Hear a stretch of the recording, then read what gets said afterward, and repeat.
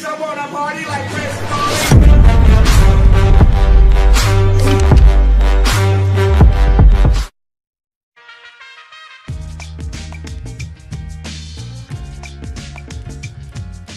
Well, this is my 1 to 11. I must say it proved really difficult, not just picking a team, but also picking people you had to leave out. In goal, I've gone for Peter Shilton. That was probably my easiest pick, primarily because he was my boyhood hero. I ended up playing with him, of course, for England, and also roomed with him for a number of years. And he was still playing when I retired. He was an unbelievably brilliant goalkeeper as well. In his prime, he was one of the reasons that Nottingham Forest, Clougheston Forest, was so successful.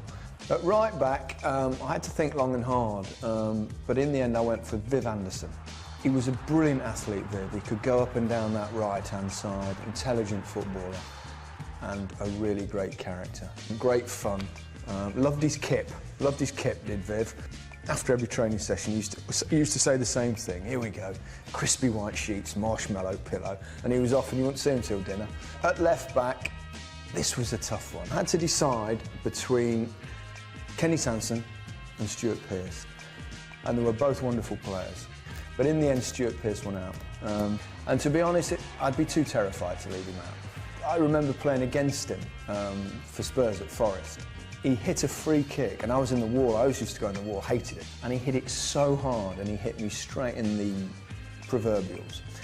And he just looked at me, and he just thought it was hilarious. And he was smiling. It's one of the few times I've seen him actually smile. Because even when he scored a goal, if you remember, it used to be like fearsome look. But on this occasion, he laughed. He thought that was funny. But terrific player and so strong. Centre halves, difficult one. Played with a lot of good ones. I went with Des Walker as one. Des wasn't the greatest footballer in the world. You know, he probably couldn't pass it from me to the camera, but he was unbelievably quick and a brilliant defensive mind. Brian Clough used to stick him on me when we played. He always put man to man, which was quite unusual in those days. And he used to sing that song of "You'll never beat Des Walker." He used to drive you mad when you were playing against him. About 3 or 4 weeks before the FA Cup final in '91, we played Forest in an end-of-season game. There wasn't anything at stake, and I came out of the pitch and Des wasn't marking me. They put Chettle on me, and I thought, this is a bit odd. And then I thought, Cloughie's trying this for the final, and I can swear it, this is the one time in my whole career when I never tried a leg. I let him get in front of me, I let him nick it off me. It was a meaningless game. We came to the cup final, and we're walking out the tunnel, and Des Walker came up to me, and he tapped me on the shoulder. He went, "It worked." So we go out on the pitch, and Chettle's marking me, and I ran him ragged in the first half. I had a perfectly good goal disallowed. I won a penalty, which I missed, or actually Crossley brilliantly saved it. We went in at half-time. We were 1 down, even though it's one of the best 45 minutes I'd enjoy. Did the half-time team talk, came out in the second half. Running out the tunnel, Des Walker comes running up behind me. He went, "I'm back." Second half, he marked me. I went out, played wide next to Stuart Pearce, and we scored an equaliser, ended up winning. My other central defender had to be Terry Butcher. I remember we played Yugoslavia away. We needed a draw or better, I think, to qualify for the major tournament. We were in the tunnel with the two teams, and Butcher was going, "Come on, cage tigers," he used to say. And you could see them going, "Whoa, what we got here?" We went out, we were 4 up in about half an hour. Great defender and really good player as well. In midfield, on the right-hand side, I've gone for Chris Waddle.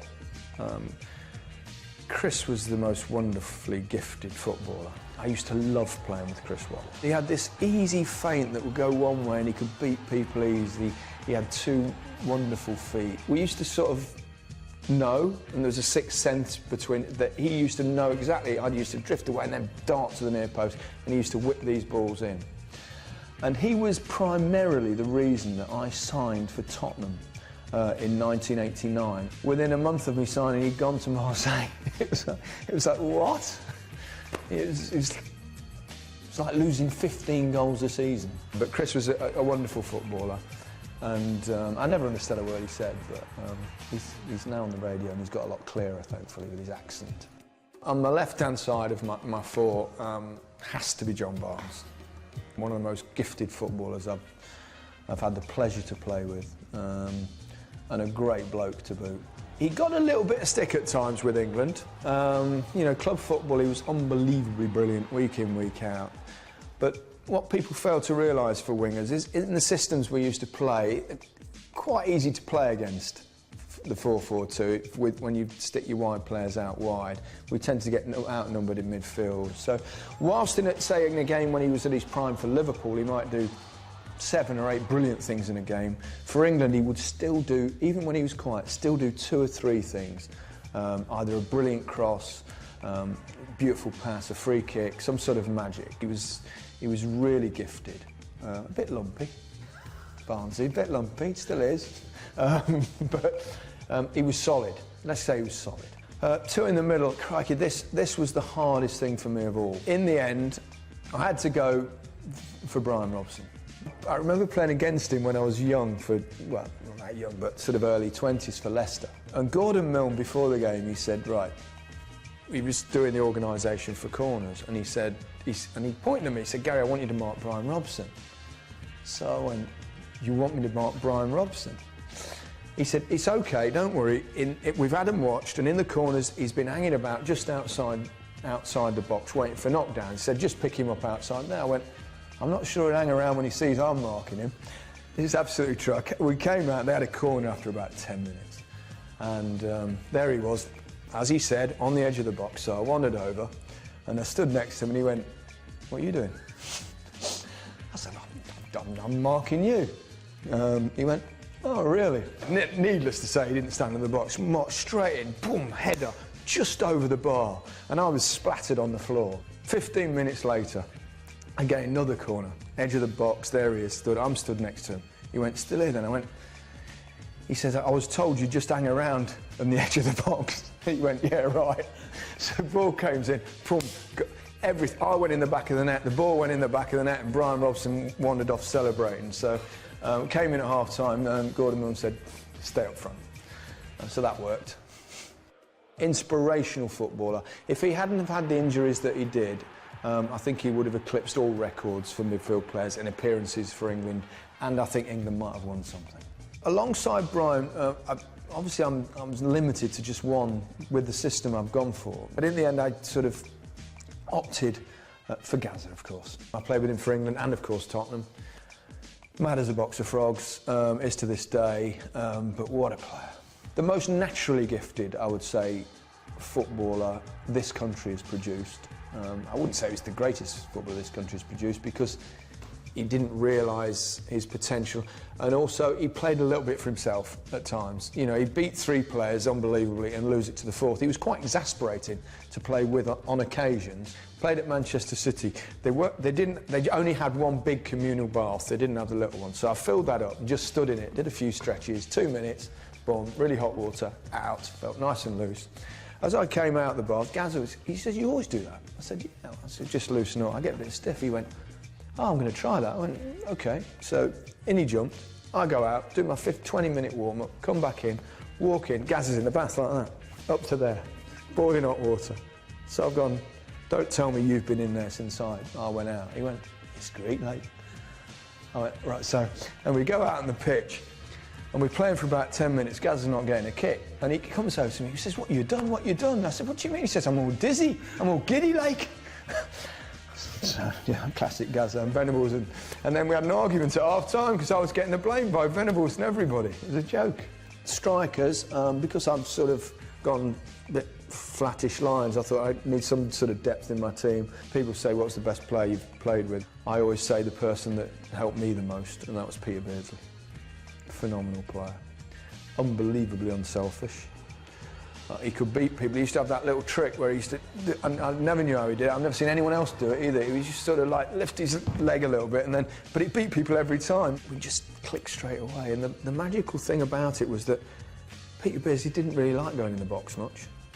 and he was all around the box. And I used to love the box to be empty of people. It used to sort of stop around the edge of it, and used to thread balls to wide people to get them in, or thread little balls through to me. And I think my goal scoring record when Peter Beardsley was in the side was pretty much a goal a game, and I owe that to him. One left, well, I have to go for a striker. Now, at the end of my England career, I played a couple of games with a certain Alan Shearer. His debut for England, we played together. We both scored against France in a friendly at Wembley. Great international goal scoring record, wonderful Premier League record, still miles clear of anybody else in the goal scoring stakes. So I went for Alan Shearer. I'm happy with my team. I think you know, tactically I'd like to have done something cleverer with, but in the end I just went for the tactics of my time. Really difficult, not just picking a team, but also picking people you had to leave out. In goal, I've gone for Peter Shilton. That was probably my easiest pick, primarily because he was my boyhood hero. I ended up playing with him, of course, for England, and also roomed with him. At left back, this was a tough one. I had to decide between Kenny Sansom and Stuart Pearce, and they were both wonderful players. But in the end, Stuart Pearce won out. And to be honest, I'd be too terrified to leave him out. I remember playing against him for Spurs at Forest for a number of years, and he was still playing when I retired. He was an unbelievably brilliant goalkeeper as well. In his prime, he was one of the reasons that Nottingham Forest, Clougheston Forest, was so successful. At right back, I had to think long and hard, but in the end I went for Viv Anderson. He was a brilliant athlete, Viv. He could go up and down that right-hand side, intelligent footballer, and a really great character. Great fun. Loved his kip, did Viv. After every training session, he used to say the same thing. Here we go, crispy white sheets, marshmallow pillow, and he was off and you wouldn't see him till dinner. Bitch, I wanna party like Chris.